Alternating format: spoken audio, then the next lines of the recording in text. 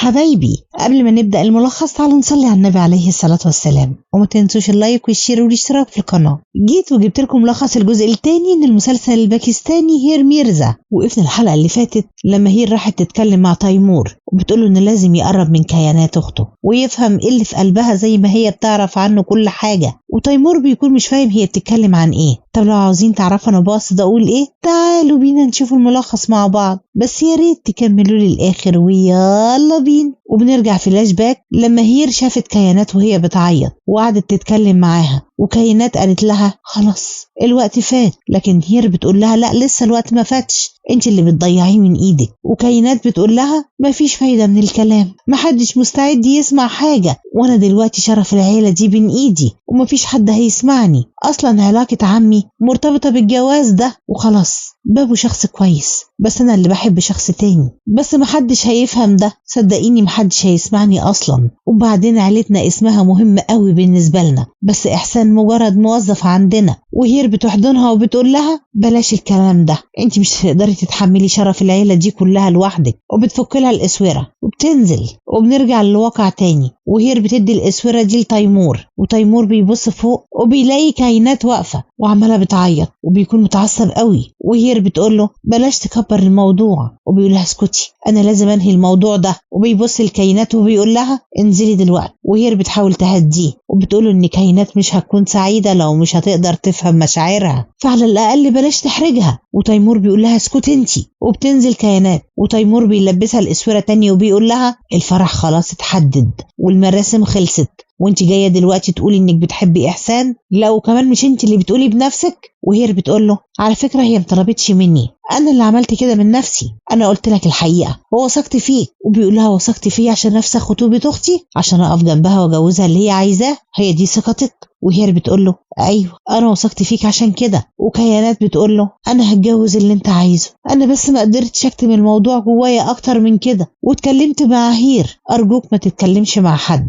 وانا هعمل كل اللي انت عايزه. وتيمور بيقول لها هير كانت واثقه ان انا هكون الصديق المقرب لاختي، وانا ما قدرتش افهم اللي في قلبها، بس لما الحقيقه تتقال لازم افهمها. انت عارفه اكتر حاجه وجعاني انك ما كانش عندك الثقه دي فيا، ولسه ما انتش واثقه فيا لحد دلوقتي، لانك برضو مصممه انك تتجوزي وتتحملي الظلم. ايوه الفرح اتحدد والناس اتعزمت، ايه يعني المهم حياتك انت. وكيانات بتعيط وبتقول له انا كنت خايفه. وتيمور بيحضنها وبيهديها وبيقول لها مفيش داعي انك تخافي ابدا، انا هنا معاكي. وهي بتقول له بس محدش هيوافق. فبيقول لها بس انا مش فارق معايا اي حد تاني غيرك انت، ومع انك كان ممكن تهربي لكن انت اخترتي احترام العيله وانا مش هسيبك ابدا. وهير بتكون مبسوطه قوي، وتيمور بياخدهم علشان يتكلموا ويفهم منهم اكتر. وهنا صبيحة بتتكلم مع زبير وبتسأله لو اتكلم مع زيبونيسة في الموضوع، وبيقول لها ايوه انا كلمتها بس هي رفضت. وصبيحة بتتضايق قوي وبتقول له انها لازم توافق والا باباك مش هيوافق. فبيقول لها لا ما تقلقيش انا هعرف ازاي اقنعها، هي عايشة حياة صعبة جدا بسبب جوزها وبسبب عناد هير بنتها، ولو مش هتوافق عشان نفسها فهتوافق عشان خاطر بنتها، هي هتفضل غرقانة في ديون جوزها قد ايه يعني، هي تستاهل انها تعيش بقى. وصبيحة بتقول له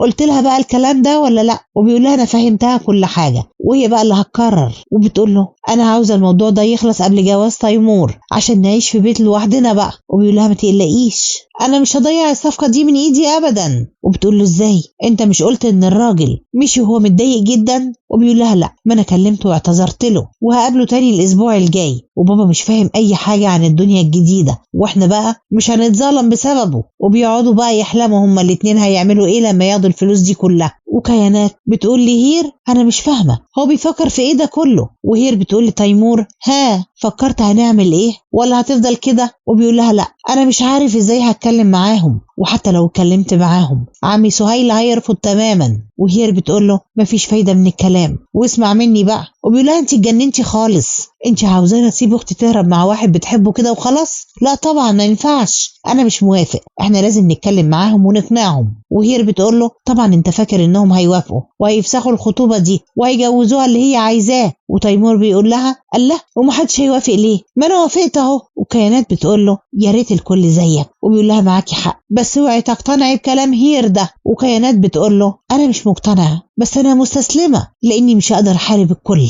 وبيقول لها خلاص سيبي بقى الموضوع ده عليا انا. وبيقول لهير الهروب ده انسيه خالص، وهير بتقول له خلاص فكر انت بقى، وكيانات بتقول لهم جدي جاي هنا، وهما بيتوتروا جدا وبيغيروا الموضوع بسرعة. وبيجي الجد وبيقف قدام صورة العيلة وبيقول لهم البيت ده اهلكم اتجوزوا فيه وانتوا اتولدتوا ولعبتوا فيه. وتيمور بيقول له ما الكل عارف ده يا جدي، وبيقول له بس محدش بيتعامل على انه بيتهم الحقيقي. انا مهتم بفايدة البيت وانتوا التلاتة اهم فايدة للبيت ده، علشان كده انا عاوزكم تحافظوا عليه بعد موتي وما تفرطوش فيه وفي الذكريات عشان شوية فلوس. وتيمور بيقول له لا ما تقولش كده يا جدي. والجد بيروح لهير وبيطلب منها تسامحه وبيقول لها اوعي تكرهيني، انا ماليش ذنب وقلبي بيوجعني قوي لان بنتي ارملة، بس انا مش هقدر استحمل كره حفيدتي ليا. وبيحضنها ويمشي وهما بيكونوا مستغربين جدا. وبنرجع فلاش باك وخاور قاعد بيشرب كتير قوي ومش في وعيه خالص، وبيزعق لزيبونيسا لان باباها مرضيش يديله فلوس،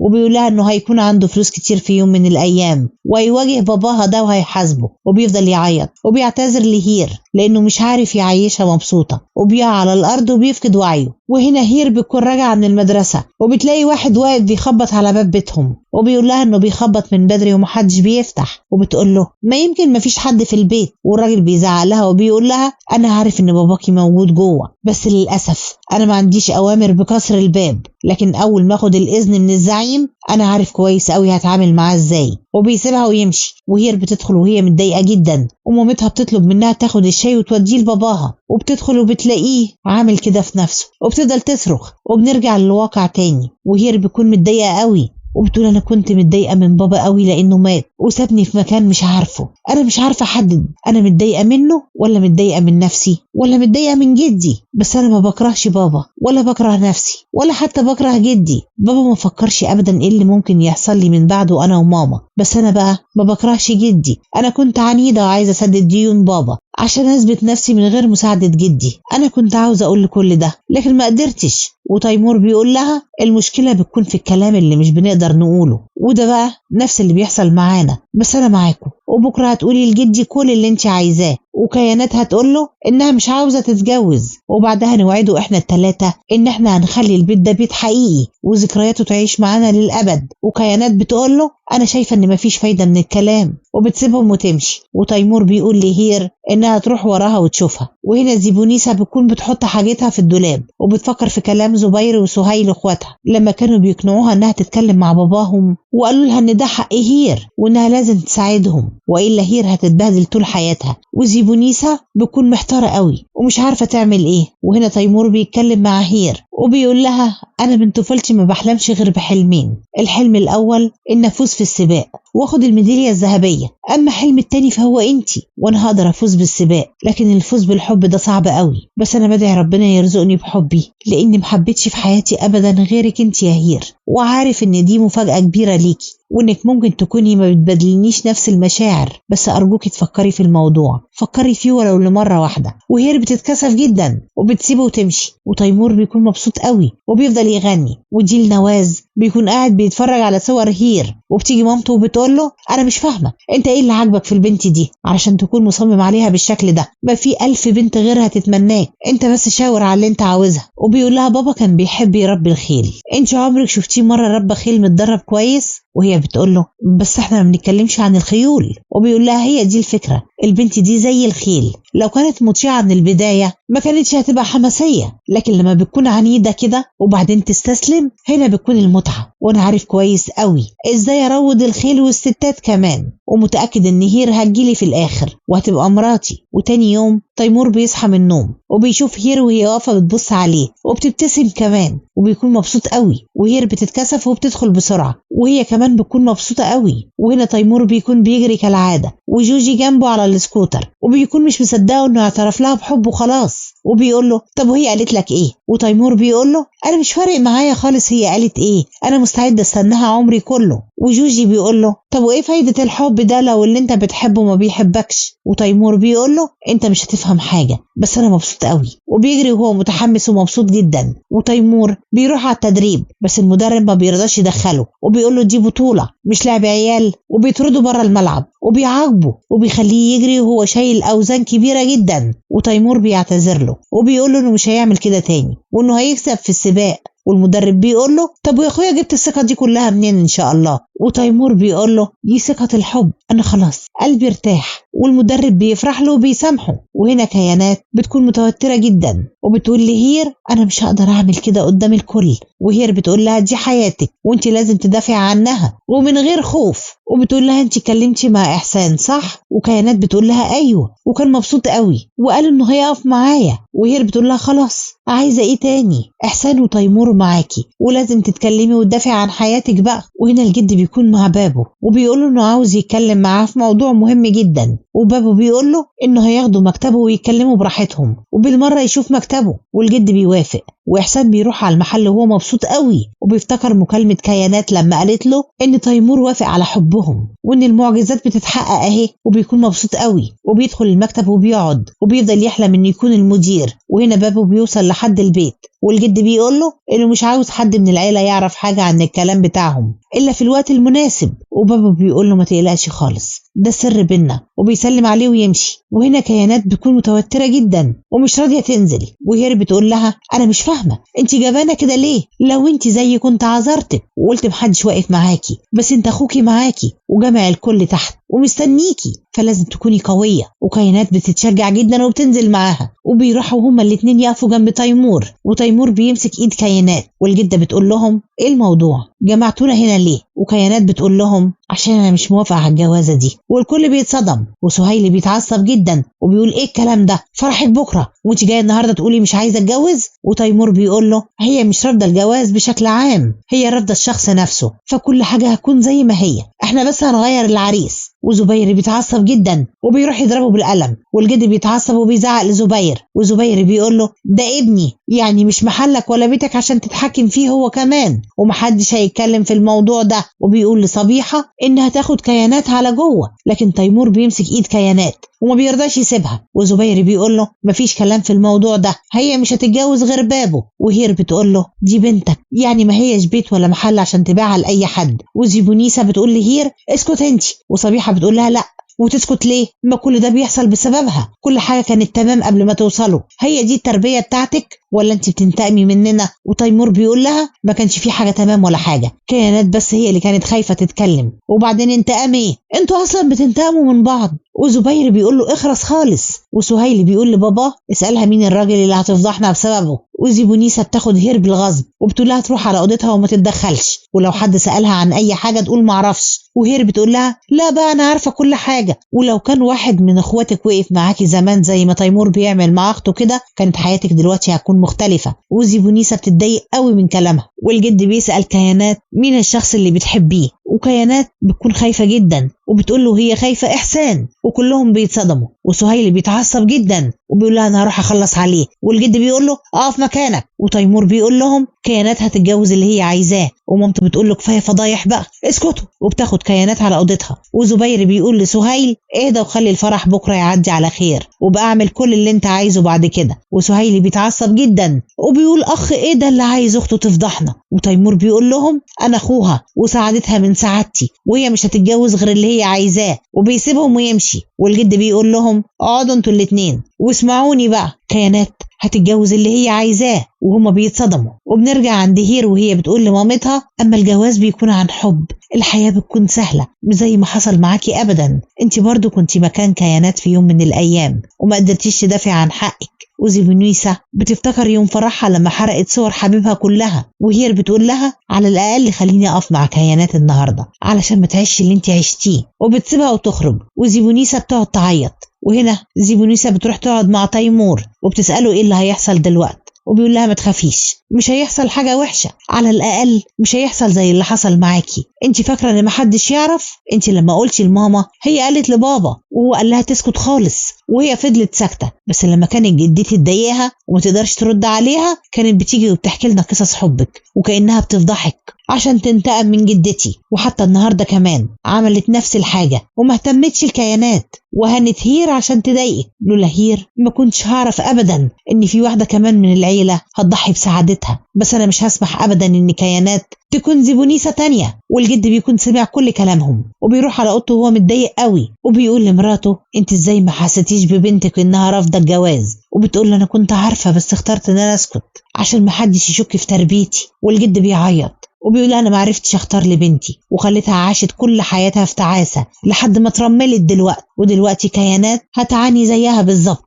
فبتقول له لا، احنا مش هنسمح ان ده يحصل مع كيانات كمان. وسهيل بيكون متضايق جدا وبيقول ان صايمة لو عرفت مش هتتجوزه. وزبير بيقول له اهدى بس، مش هيحصل غير اللي احنا عايزينه. وبيقول له ازاي ده بابا ما اتكلمش مع كيانات؟ وشايف تيمور واقف مع اخته ازاي؟ انا لازم اتصرف واقول لصايمة قبل ما تعرف من حد تاني. وزبير بيحاول يمنعه بس ما بيعرفش. وهنا بابو بيروح على بيت ميرزا والكل بيستقبلوه، وهير وكيانات بيروحوا ينادوا لتيمور بسرعة عشان ينزل يقعد معاهم. وتيمور بيقول لهم ما تقلقوش. وبابو بيكون مصدوم لما بيعرف ان كيانات رفضت تتجوزه، وبيقول لهم طب انتوا ازاي ما فكرتوش في اهلي؟ حتى امي كمان مستحيل توافق على جواز صايمة وسهيل. وزبير بيقول له ما تقلقش، احنا وعدناك وهنوفي بوعودنا. وتيمور بيتعصب وبيقول دي حياة كيانات وهي اللي هتقرر. وزبير بيتخانق معاه والجد بيقول لهم اسكتوا بقى، وبيعتذر لبابو وبيقول له ان فرحه هو وكيانات مش هيتم. وكيانات بتكون زعلانه قوي ومش عاوزه جدها يتذل بالطريقه دي، وهير بتهديها. وبابو بيقول لهم ان الناس مش هتسيبهم ابدا لو عرفوا ان بنتهم رفضت،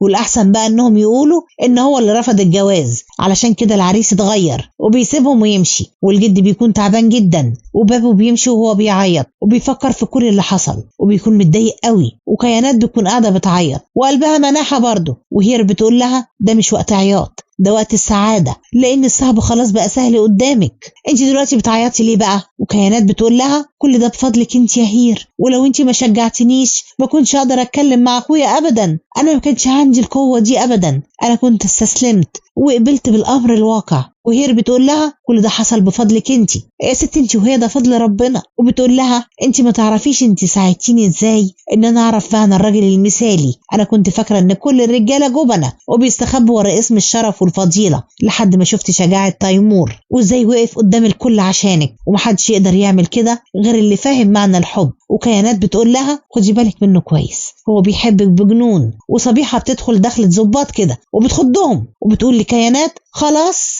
عملتي كل اللي انت عايزاه، اهنتينا مبسوطه كده؟ يا رب تكوني مبسوطه دلوقتي، بس خليكي فاكره البنات اللي بتتجوز بمزاجها ما بتلاقيش حد معاها لما ظروفها بتبقى صعبه. وهير بتقول لها في بنات برضو بيتجوزوا برضا اهلهم وما بيلاقوش حد يساعدهم برضو. وصبيحه بتقول لها اسكت انت، انا بتكلم مع بنتي وخلاص، انت ومامتك خدتوا انتقامكم مننا، عايزين مننا ايه تاني؟ وهير بتقول لها عاوزه كيانات تتجوز الشخص اللي هي عايزاه. وصبيحه بتتعصب عليها وبتسيبها وتمشي، وكيانات بتحضن هير وبتعيط وهي بتهديها. وتيمور بيكون خارج وهير بتقف تتفرج عليه وهي مبسوطه قوي وبتفتكر كلامه. وتيمور بيخرج وهو بيفكر في هير وبيكون مبسوط برضه. وهير بتفوق من احلامها على رسائل بتصدمها، وبعدين بيرن تليفونها وبيكون ديل نواز وبيقول لها انت فاكره ان ديل نواز مش هيراقبك؟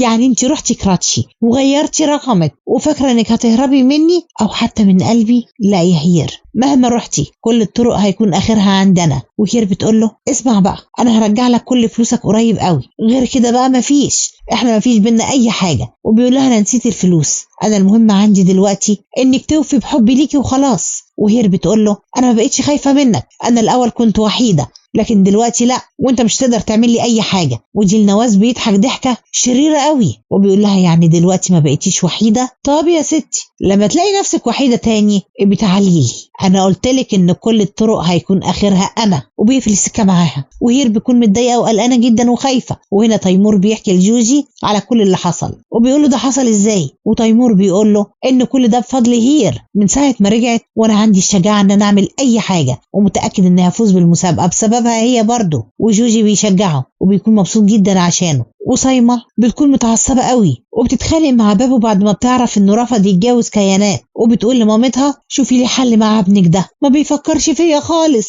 وبابو بيقول لهم انا خلاص خدت قراري، وبعدين انا اصلا بحب واحدة تانية ومش هتجوز كيانات دي ابدا، وما تقلقوش جواز صايمة وسهيل مش هيتلغى. وصايمة بتقول له بس هواجههم ازاي بعد اللي انت عملته ده، ومحدش هناك هيحترمني ابدا. ومامتها بتقول لها خلاص بقى ارفضي الجوازة انت كمان وريحينا. وبتقول لها لا طب وانا مالي، انا هرفض ليه؟ وبابو بيقول لها انا كنت عارف انك مستحيل ترفضي، انت بس بتعملي مشاكل وخلاص. وبيرن تليفونه وبيخرج يتكلم بره، وبتكون كيانات وبتكلم بابه وبتقول له انا اسفه جدا، بس انا اجبرت على الجواز ده ومحدش خد رايي، بس اللي حصل كان غلط برضه. وبيقول لها ساعات الحياه ما بتديكيش فرصه انك تختاري بين الصح والغلط، ومش مهم ايه اللي حصل، المهم انك تكوني كويسه. وبتقول له انت طيب قوي، بس انا دلوقتي مش بايدي حاجه اعملها، انا بحب واحد تاني، بس الطريقه اللي اتحملت انت بيها كل اللوم ما عجبتنيش. وبيقول لها مش مهم، انا بتمنى لك السعاده طول حياتك. وبيقفل معاها وبيفضل يعيط، يا شيخ ده انا حبيتك. وهنا إحسان بيتكلم مع كيانات وبيسألها عملتي إيه في الموضوع بتاعنا، أجيب مامتي وأجيلكوا بقى؟ وبتقوله لا طبعا مش وقته خالص، البيت دلوقتي صعب قوي والكل متضايق وأنا خايفة قوي. وبيقول لها ما تقلقيش يا حبيبتي، أنا وإنتي هنكون لبعض إن شاء الله. وهنا سهيل بيكون عامل دوشة في البيت وبيقول لهم بابه طلع محترم بزيادة وشال هو اللوم كله. وزبير بيقول لهم كل واحد عمل اللي هو عاوزه خلاص. كيانات رفضت الجواز، وانت يا بابا جبت بابه هنا واتكلمت معاه، واللي هيحصل بعد كده بقى هو اللي انا عايزه وبس، وانا مش هجوز بنتي للصعلوك احسان ده. فمامته بتقول له انت مكبر الموضوع ليه بس يا ابني، ما تسيبها تتجوز اللي هي عايزاه. وصبيحه بتقول لها انتوا اللي كبرتوا الموضوع من الاول، وبنتكم ليه ما اتجوزتش اللي بتحبه. وهي بتتعصب وبتقول لها انت دايما بتتكلمي عن الموضوع ده، بسببكم ماما اتنازلت عن حبها ودفنته هنا في البيت ده وسمعت كلام باباها، بس في الاخر كان اختياره غلط وهي اللي دفعت الثمن ومحدش وقف جنبها. لا وكنتوا بتتريقوا عليها كمان. وبتقول ان جوزها فاشل، وبتقول لجدها انا مش بكرهك، انا بس كنت متعصبه ومش عشان رفضت انك تدي لبابا الفلوس، لا عشان انت اللي اخترت الراجل ده لبنتك. طب على الاقل بقى كنت اقف جنبها. وزيبونيسا بتتعصب جدا وبتزعق لها وبتقول لها كفايه بقى واعتذري لجدك يلا. وجدها بيقول لها لا ده كان غلطي انا وانا اللي لازم اعتذر. وبيعيط وبيعتذر لزيبونيسا والهير وبيقول لزبير انا عايش بالذنب ده من سنين، بس انت لسه قدامك فرصه، بلاش تضيع حياه بنتك. والجد بيكون تعبان قوي فبالكيس بتاخده وبيروح على اوضتهم. وتيمور بيكون قاعد مع جوجي وجوجي بيقول له بقول لك ايه، سيبك من هير بقى بكره وركز على السباق علشان لازم تفوز، وبقى فكر في هير بقى باقي حياتك براحتك عادي خالص، محدش هيقولك لا. وتيمور بيسيبه وبيقوم وبيقول له بكره فرح سهيلي كمان، فياريت ما تتاخرش والا انا مش هرحمك ابدا. وبيمشي على طول. وزيبونيسا بتكون قاعده مع بلقيس وبتكون منهاره من العياط وبتقول لها اكيد كان صعب على بابا قوي انه يسمع كل ده، بس كان الكلام اصعب على هير، ما هو السهل على اي واحده انها تقول على باباها انه غلط. وبتفضل تعيط وبتقول لها هي ما قصدتش، هي بس مجروحة قوي بسبب اللي عاشته ولسه بتعاني علشان تحقق آخر أمنية لباباها، لأنه قال لها إنه في يوم من الأيام هيكون كويس وهروح على بيت أهل أمك وكلهم هناك هيحترموني. وهي بتفضل تعيط وبالكيس بتواسيها. وتيمور بيرجع البيت وهو بيغني ومبسوط قوي وبيفكر في هير. وهير بيكون قاعدة مع كيانات وبيتكلموا عن الحب وقد ايه الحب جميل وبيغير حياة الإنسان. وهير بيكون قلقان على تيمور لأن الوقت اتأخر ولسه مرجعش. وتيمور بيكون في رجالة طلعوا عليه وثبتوه وبيخطفوه وبيكلموا الزعيم بتاعهم وبيقولوا له المهمة تمت بنجاح. وبس كده لحد هنا وبيخلص الجزء ده من مسلسلنا. ولو عاوزين تعرفوا اللي هيحصل بعد كده استنوني في ملخص الجزء الجديد وانا ان شاء الله مش هتأخر عليكم. ويا ريت كل اخواتي يواظبوا على الصلاة في مواعيدها. ولو عجبكم الفيديو يا ريت ما تبخلوش علينا باللايك، ولو اول مرة تتفرجوا علينا فيا ريت تعملوا لنا اشتراك وتفعلوا الجرس عشان يوصلكم مننا كل جديد بنقدمه، وان شاء الله اللي جاي هيعجبكم اكتر واكتر.